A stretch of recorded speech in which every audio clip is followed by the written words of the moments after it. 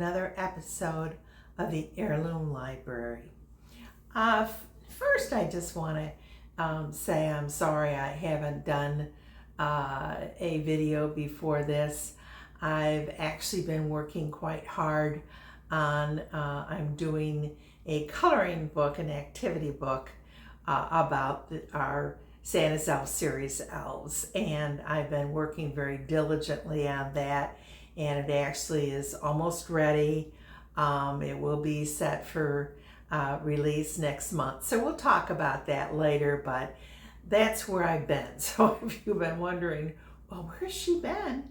That's what I've been doing. So anyway, I thought today I had some fun. We looked at this book at another time, and I really love it. It's so interesting. It is the Saturday Evening Post Treasury, and this was actually came out in 1954, and at one point in time it used to be a very, very popular magazine.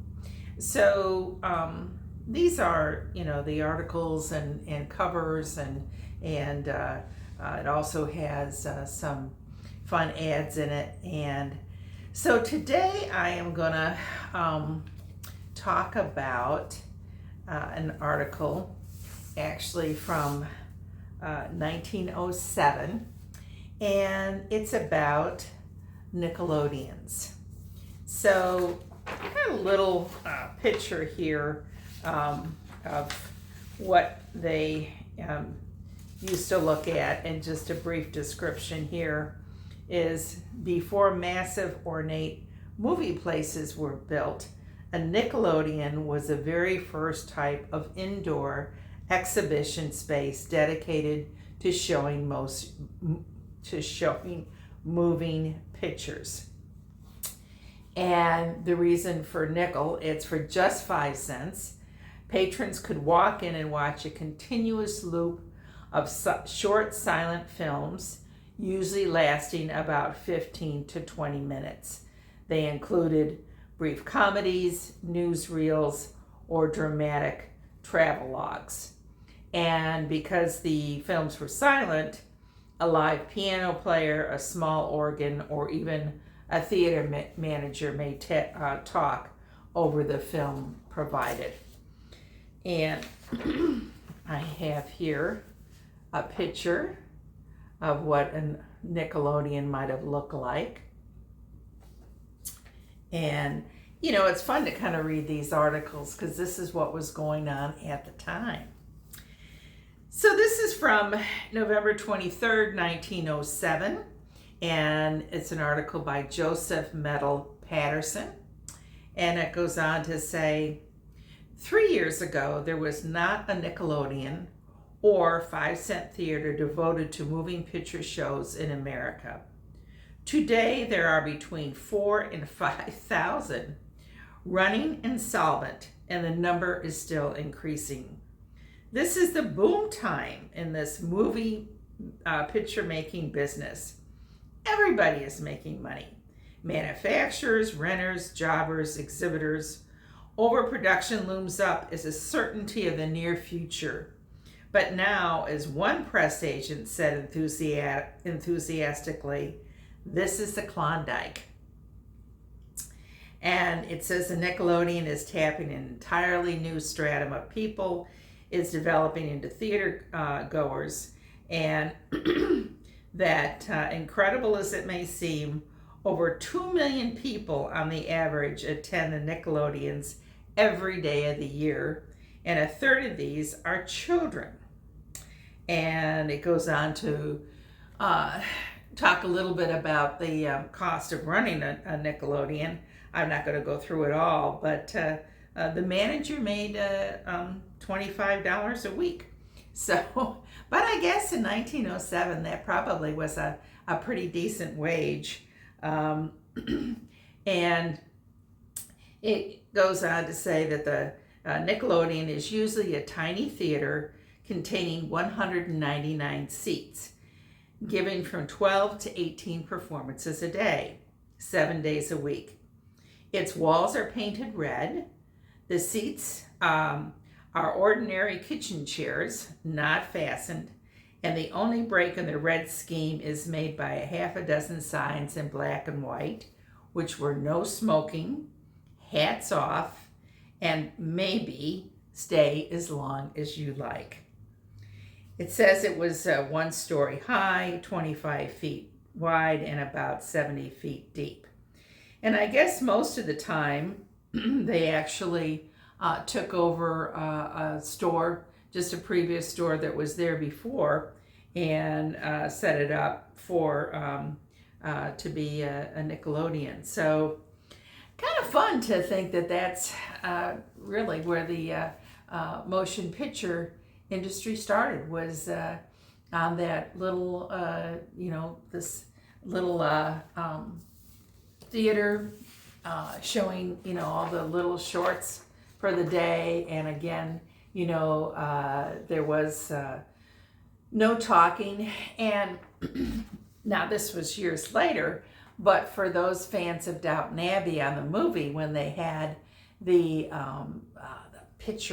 motion picture company come in, and of course they were filming a silent film, and then of course it transitioned into the fact that talkies were becoming popular. So that was obviously probably about 20-ish years later, when the Downton Abbey did that, or was in that time period for that filming. So that kind of ties back a little bit for those of you who are Downton Abbey fans and may have watched that movie, that this is actually where it started, and then it progressed to get into more movie theaters and larger screen, a little bit more, sophisticated at that time.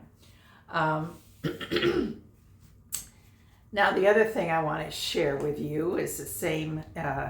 This is actually a picture of July 27th, 1907. That's a picture of one of the covers for the Saturday Evening Post at that time.